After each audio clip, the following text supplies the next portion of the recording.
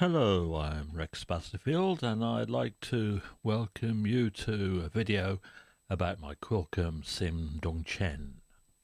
A Dungchen is sometimes called a Tibetan longhorn or Tibetan trumpet. It's an all-metal construction with a tapered bore and a small bell horn at the end. It comes in all sorts of sizes of length and diameter. Typically, dungchens are made in pairs and played in pairs. They are played in meditations and religious ceremonies, and also used as a call to prayer. In a musical context, playing along with other instruments in a small orchestra, they would be featured as, I would say, a drone instrument. When used in a contemplative context or a call to prayer, they are made to sound quite strange to our Western ears. So slow rhythms and variations of sound seem to be the order of the day. Being very simple instruments, they have no valves or finger holes. They are purely harmonic instruments, so they play pitches on the harmonic series. The sounds used are obtained from the first 3 or 4 notes in that harmonic series, and apart from it being a tradition, I believe this is a restriction caused by the rather flat bowl-like shape of the mouthpiece, which doesn't allow for an embouchure to reach the higher pitches of the harmonic series. So with Tibetan set, these are the pitches that you have available from middle C upwards.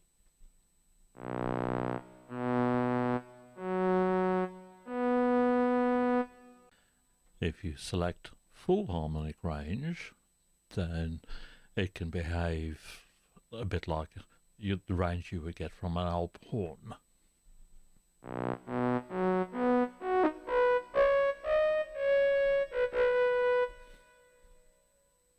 And if you select chromatic, then you can play chromatic scales. And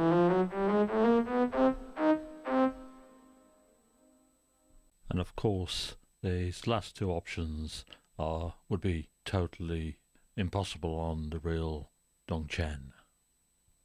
Now in the right hands, or maybe I should say the right lips, the dungchen has quite a wide dynamic range, and for this we have this swell function which we can operate with a mouse or with whatever CC number we want. Here it's set to 1, which is the mod wheel.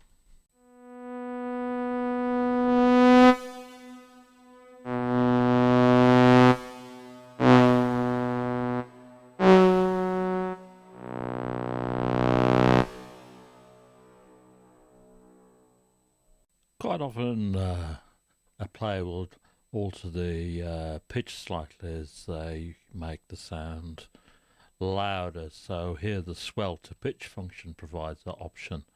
I'll turn it up to an extreme value so that you can hear the effect.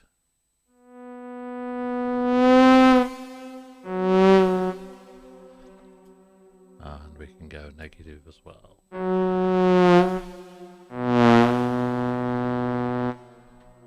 In practice that's rather extreme, but if you have more than one instance of this plugin playing, you can set these to different values so that the behaviour is different for each simulated player.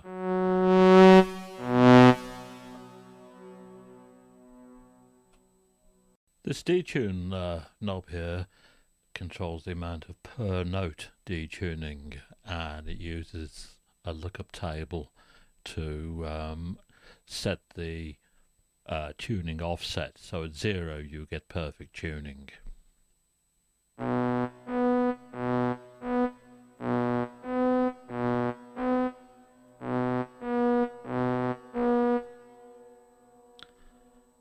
that was rather extreme just to demonstrate it, but again, you can use this control to make the players, simulated players, slightly different from each other. Because this is a synthesizer and doesn't use any samples, we have control over some of the timbre characteristics, so I'll go through those now.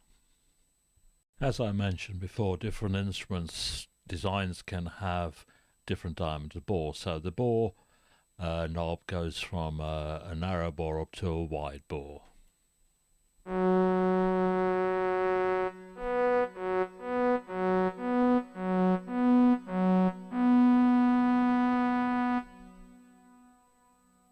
Now at high volume levels and low frequencies, you can get what's termed a shockwave inside the instrument, where the incoming wavefront is matched by the reflected wavefront to give a very high amplitude pulse, and this excites the metalwork of the instrument. So here we have the metal knob which sets the amount of this effect.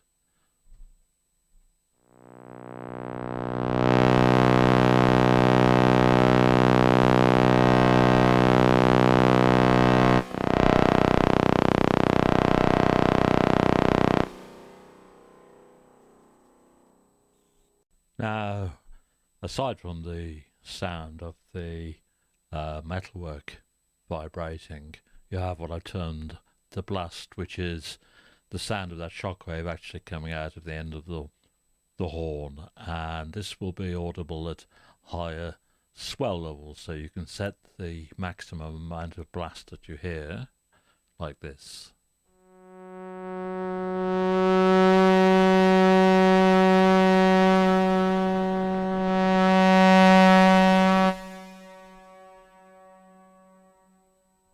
So what's this mysterious scramble all about?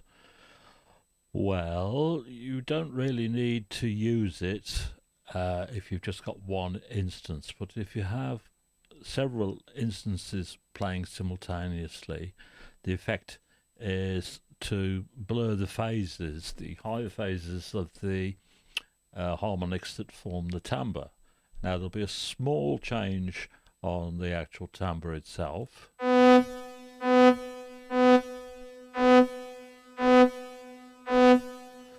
which you probably can't hear unless I leave it set to one particular setting and turn the scramble on and off. So it has a very small effect on the timbre, but it's very useful for removing or reducing the phasing effect that you get if you have more than one instance playing at the same time. And if you click on the double question marks, there's a reminder and also more details in the user guide. While I was watching YouTube videos of authentic monks playing the Dungchen, there was only one instance where I thought I maybe heard the player vocalizing a hum to mix in with the lip vibration. So I've provided an audio input so that you can set the volume level of this voice sound. And if you don't need this, you can use the NV version of the plugin, which doesn't have the voice input, and you just use that as a conventional instrument, whereas the one with the voice needs to be configured as an effect. So I'll just demo that quickly, bringing my voice in and out.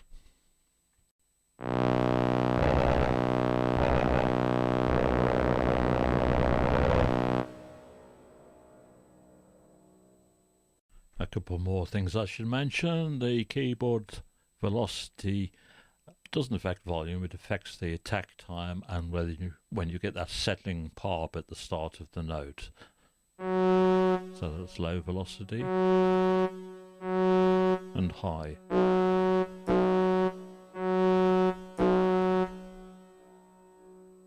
Now, as this will remind you, if you click on info there, Key switch C3, that's note 48, can introduce a growl, which is sometimes heard when the pitch of the lip vibration doesn't quite match the pitch of the air column. So I'll bring that in and out by pressing C3 on and off.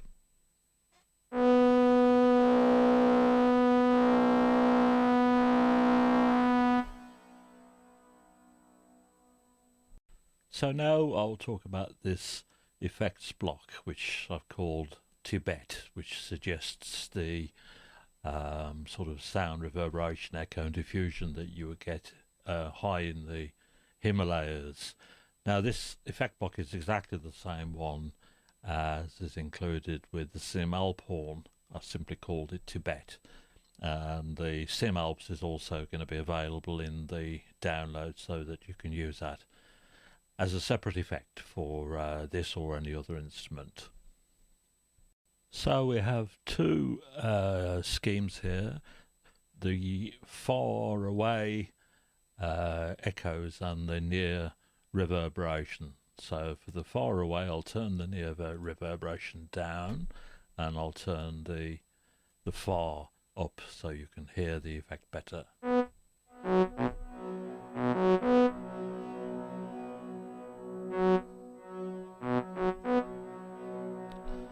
So you have 4 delays, which are actually macros that do more than just a delay, a pan for each delay, and this is a cross which produces echoes of echoes in a cross-connected fashion. So if I turn that down, if I turn it up,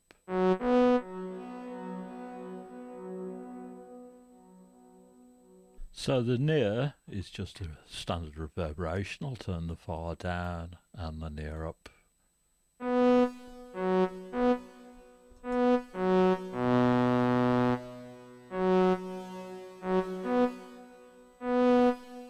And both together.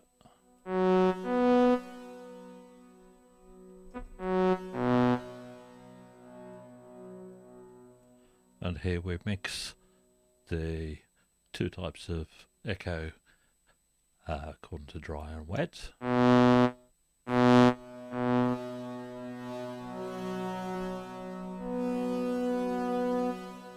And set the width of the echo and reverberation.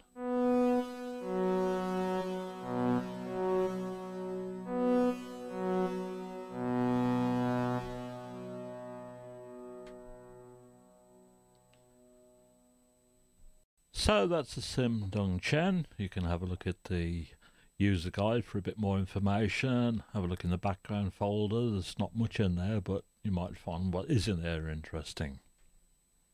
As I mentioned earlier, Dungchens are normally played in matched pairs. So I'm going to play you out with 2 instances of the SIM-DUNGCHEN feeding into one of these effects blocks here. And I do this with advance apologies to any Tibetan Buddhist monk who might be offended by my attempts.